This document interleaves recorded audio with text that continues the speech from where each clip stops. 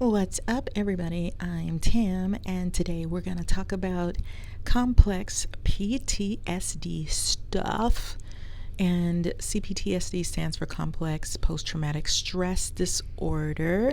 And I'm just going to talk about several things that I think you're going to find super interesting about it. I'm on a mission to understand C-PTSD, and I'm trying to view it differently than I had before in an attempt to make it make sense.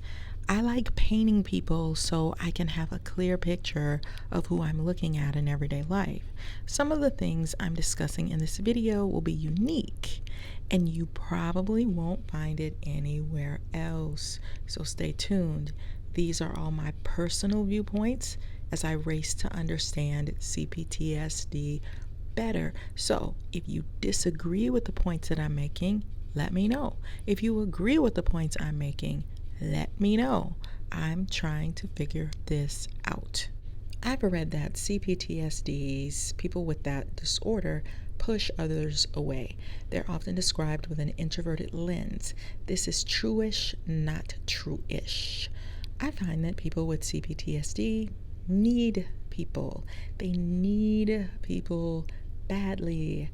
They may be independent or isolated at times for issues that bring worry to them, so they may avoid certain situations, but they thrive around people.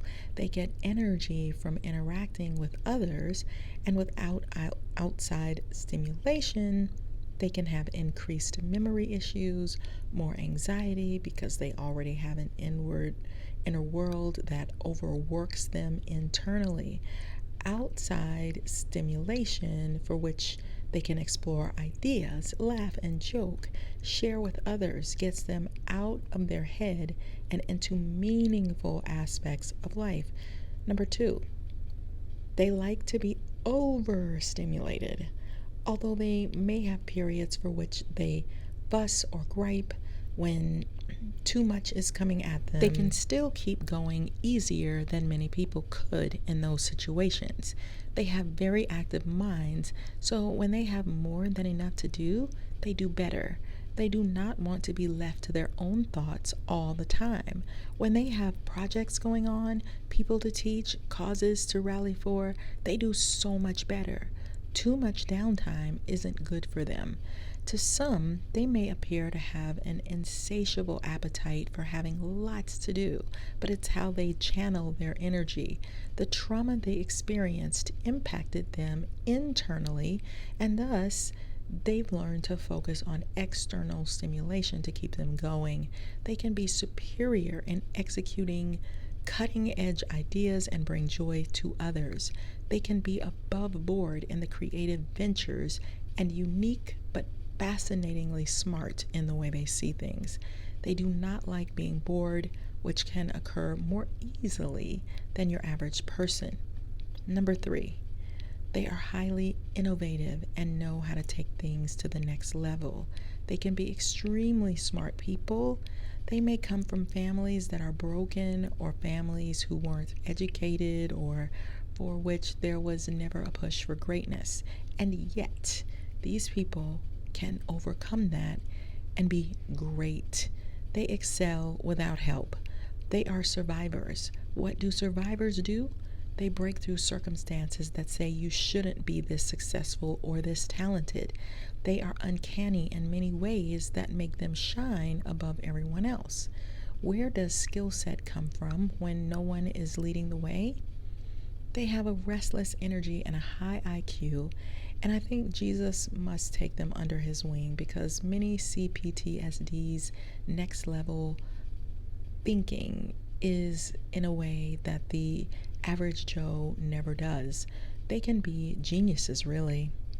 Number 4, personally, I think they can develop some OCD-like tendencies. People with OCD can repeatedly go over thoughts. They can be hoarderish, holding on to too many things. They could excessively shop and have enough items to open their own store. They can socially isolate like an OCD. How do they compensate for this?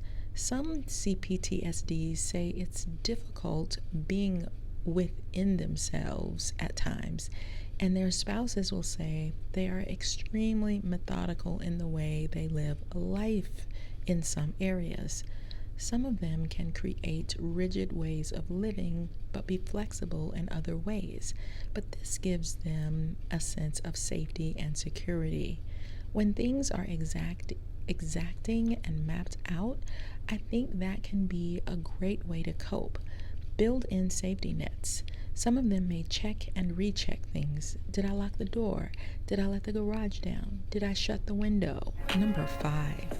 Many of them can have a very cool, edgy, or swaggy personality. They can be very, very popular, even ones considered introverted. Many of them have a ton of personality, and people find them a lot of fun to engage with. They draw people in with their unique way of doing things.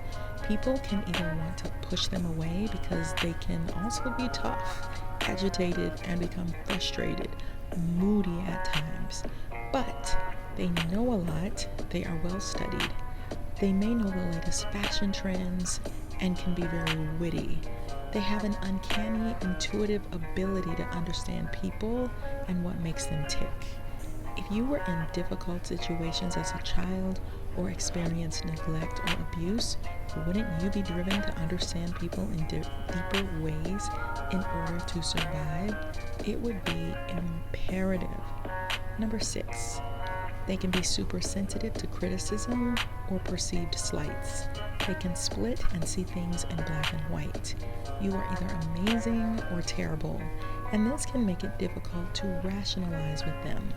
They have very strong defense mechanisms when it comes to protecting themselves.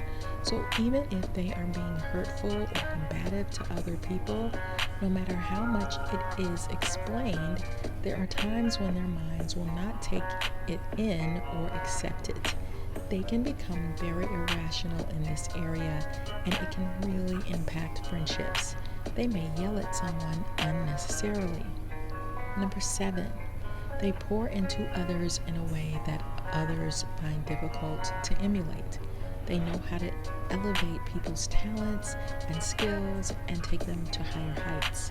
They can come into a conversation with a group of people and make them think in a way that they never otherwise would have. Suddenly, the mundane becomes vibrant and interesting. They feel deeply for people and are great at taking over for those who can't help themselves. Buy clothes, feeding people, helping them find solutions, visiting people who are in turmoil or turbulence. Your spouse has just cheated on you. Well, they'll come over and sit with you and hug you and give you a lot of love and care and support.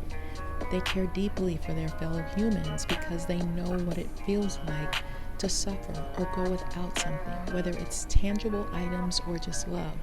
They pour into people in a way that others would struggle to navigate or find tiring. They can be big into acts of service. They will do all the love languages for others, but may struggle to explain what their own love language is. They can struggle in this way with connecting internally. Honestly, disorder or not, I feel very drawn to some people who have C-PTSD. If you understand complex post-traumatic stress disorder, let me know what you agree with or disagree with. Watch the video a couple of times to let what I'm saying sink in. And if you think you're C-PTSD, can you relate? Check out my book, The Workplace NaRCISSiST by Tamara Zyon. It's on Amazon.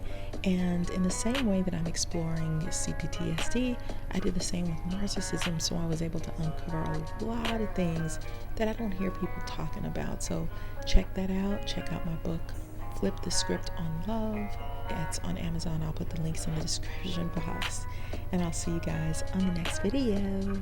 Remember to subscribe and like. Bye.